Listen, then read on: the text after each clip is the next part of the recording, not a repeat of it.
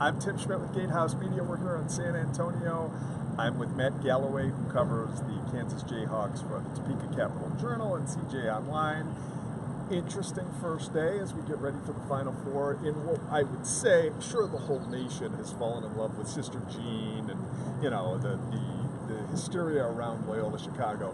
I think everybody, kind of as was the case with the Kansas Duke game last weekend, knows that Kansas Villanova is about as good as it gets. Some blue bloods.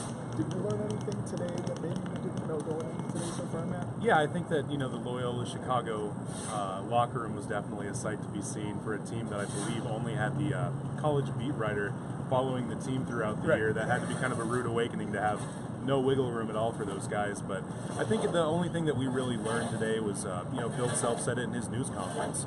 From start to finish this season, no team has been more consistent, and really over the last 5 years, no team has come closer to reaching its ceiling than Villanova. They have the likely player of the year in Jalen Brunson. It's going to be a very, you know, just dynamic matchup with Devontae Graham. Villanova, a team that's gone through 2 Big 12 schools already, looking to make it a third, but they've kind of climbed the ladder. It's going to be a huge test for Devontae Graham. I think Devontae Graham, KU's own National Player of the Year contender. It's had kind of a rough postseason. It's been an effort that guys like Silvio De Sousa, Udoka Azubuike, Malik Newman, whereas the whole regular season he kind of put them on his back. Right now, the roles are kind of being reversed. Devontae's still kind of, I liken him to an engine. You don't really see him always in the stats or in things like that, but he makes everything move. It's kind of, he's had a bit of a rough postseason, but I expect that to change this weekend, regardless of how long KU's run goes. I mean, if the primetime matchup, if this is the marquee matchup between Kansas and Villanova on this weekend, I guess the prize fight, if you were to put it, is going to be the kind of matchup between Jalen Brunson and Devontae Graham. You know, it's interesting. We talked, you and I actually talked about this earlier in the year about the lack of inside play at times for Kansas this year, how it's a little bit of a different lineup. Is this one of Bill Self's maybe best coaching jobs? Because like you said, if you would have told me in November and December that they could do what they've done without Devontae Graham playing at absolutely 105%, I'd have said there's no chance of that happening. And yet somehow here we are, and here they are deep in the tournament again without that guy coming through that maybe they thought that he would at this point. Admittedly, I'm not the most qualified person to say if it's Bill Self's best coaching job, considering when this Big 12 streak started, I was, I think, in middle school. Fair enough. So it's going to be tough for me to say that, but I will, in my humble opinion, say that it is his best coaching job. When you look at what he's gotten out of Malik Newman, a guy who, he said, entered the program as a shooter but not a scorer, a guy who couldn't get to the free throw line or didn't want to, a guy who didn't want to drive, a guy who didn't want to score in different ways. You know, all year, Bill Self said this, he said all year Devontae Graham never had a sidekick. Now, Malik Newman is that sidekick for Devontae Graham, and he even said, this shocked me to hear on the teleconference the other day, Devontae may be Malik's sidekick, but he's really been that good. He's scored more points than any KU player going into the Final Four than Danny Manning. Wow. Other than Danny Manning. So that's, I mean, that's huge, great company for him to be in. And, you know, he's in his first year with KU after kind of flaming out at hometown Mississippi State. He sat out a year. Bill Self said he would have been disappointed if Malik didn't make first team All Big 12. He didn't. He really turned on the afterburners, I think, though, in the second half of Big 12 play. He still had some rough outings. The season finale at Oklahoma State was one that comes to mind. But they've been calling him Postseason Leak. That's a nickname that Devontae came up for him. And it's becoming kind of the stuff of legend with him. He's an amazing interview, a fun guy to talk to. I talked to him about Little Debbie for about 5 minutes the other day, and they're having a back and forth and an interaction on Twitter. But when you think about that, you think about Silvio De Sousa, just to kind of keep it brief, a guy that joined the team in late December from the high school level. He should be getting ready for his prom, not the Final Four. And he's gotten to the point where he saved their season multiple times.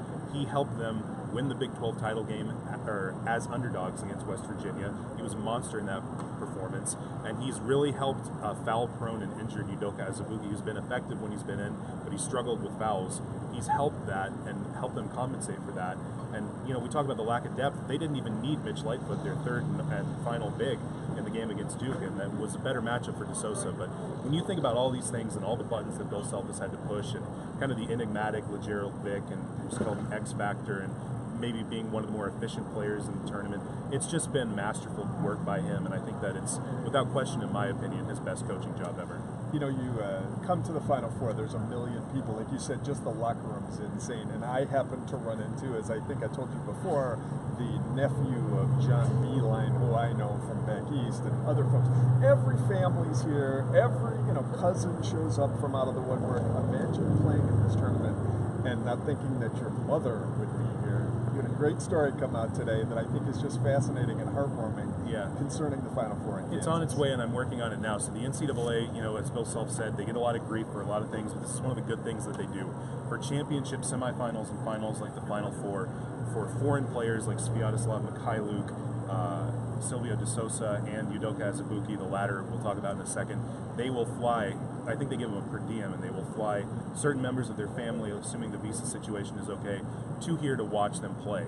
For a lot of guys like Udoka Azubuike, his mother, his father died when he was younger, but his mother has never seen him play basketball, ever. He left when he was younger, I think in the 6th grade when he was 12 years old. He hasn't seen her since then. He's from Delta, Nigeria. So they've been wanting and trying to get her here. She's en route to, or she's scheduled to be here tomorrow. The team is keeping its fingers crossed. Kevin Yoder, a representative from Kansas, is working on that. He tweeted today, it's a done deal. She got her visa approved. She's at the embassy in Nigeria. The only wrench that might be in the 12th hour and the 11th hour, I guess, here in the system would be an Air France strike that might keep her from coming. So a lot of drama, all the things that happen. Yeah. But I mean, just talking to him today, and the story's in the pipeline. It's on its way. He would be so thrilled. He kind of, there's sometimes guys downplay it verbally, how much things mean to them, but then you can just see it in their face when they're talking about their mother, how much it means to them. And that reunion in the hotel tomorrow, I mean, it's going to be something that'll happen behind closed doors, but it'll be something that they'll never forget. And as Bill Self said, imagine watching your son do his thing for the first time in front of 60,000, 70,000 people. It's going to be amazing. Okay, last thing, and then we'll let you go. Something I thought was interesting. Bill Self talking a little about his connection with Larry Brown and how Larry consistently stays in touch with the program. However, he did finish by saying he's very close with Jay, and you know what? I don't know. He's not going to probably be pulling for anyone. Just talk a little about that connection. Yeah, how interesting that Larry is. Brown was actually, I mean, he was around the team in 08 when they won their national championship, and Bill Self started out as a grad student under Larry Brown in the mid-'80s at Kansas. Kansas won the title in 1988, so the 8s always end up being good years for Kansas and the Jayhawk program. But Larry Brown, he's kind of, I don't remember the last, I know he was just at SMU. I think that he's notorious for bouncing around over the years and being in a lot of different places. I don't think he has anything that's really locked in right now, so he's able to kind of hop around, be kind of an informal advisory role. We've seen him at Allen Fieldhouse a number of times this year, and I think, Bill Self said that he is close with Coach Wright, and I think that he said it'll be conflicted split on that. I think he'll be leaning Kansas just because he coached at Kansas, and he is so proud of what Bill Self has done with his career since then. I think these coaches are so proud of the limbs on their coaching tree, and I think it's something you can just see on Larry Brown's face when he watches him from right behind the Kansas bench, and I think that's where he'll be stationed on Saturday. And you rarely hear the word idolized out of Bill Self's mouth, but that's what he said. That's what I Larry was Brown. about to say. Bill Self is not, I mean, I wouldn't say that there are very few humbling moments when it comes to Bill Self. He always looks in control and confident. And when you start to talk about Larry, you can see that in his face. There is genuinely a little bit of that little fandom still in his eyes, isn't there? Yeah, it hasn't been the long years and all the road. It hasn't taken that admiration he said about Larry Brown out of him. And he said when he was growing up, he wanted to be just like Larry Brown. It's amazing, and I think that they have just a really special relationship. It's not an official relationship. There's no official ties to Kansas and Larry Brown here, at least from a salary role or anything like that. But just imagine having that mind around you, and it already seems like Kansas has everything working behind it, and all the resources in the world. And oh, by the way, here's a Hall of Famer and one of the greatest X's and O's guys of all time, just sitting behind the bench. Yeah, he might just throw a word or two in from the sideline. I think I'd listen. Yeah. We've got the Tower of the Americas behind us here in downtown San Antonio. Game time on Saturday.